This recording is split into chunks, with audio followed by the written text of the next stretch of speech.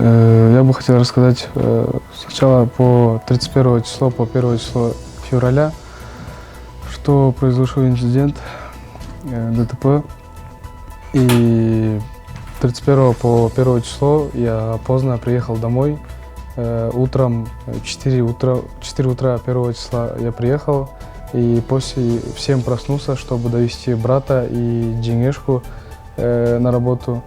На улице Рускулова я подъехал, на улицу Рускулова Исанова. Оттуда я закрыл все двери, и я очень хотел спать. Я где-то час-полтора поспал. И после того, как я проснулся, где-то 9-9:30, я сразу направился домой. Проезжая Киевскую улицу, у меня тогда глаза слепались. И в этот момент я на минуту заснул.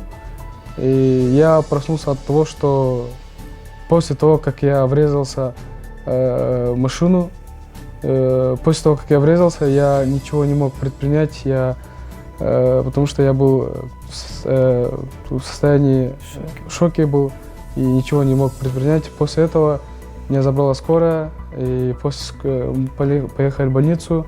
После больницы меня забрали все инспектора и сразу сдали анализы на алкоголь, на наркотические средства. И все эти анализы, все было чисто в этом анализах. И я честно не знал, у меня не было замыслов каких-то, чтобы именно в эту машину врезаться. Я в этот момент на минуту уснул. Я не знал, что это машина послов Китая. И очень извиняюсь, я очень каюсь в этом, то, что врезался именно в эту машину. Я не мог в этом состоянии остановиться или что-то предпринять. И прошу извинения ваши.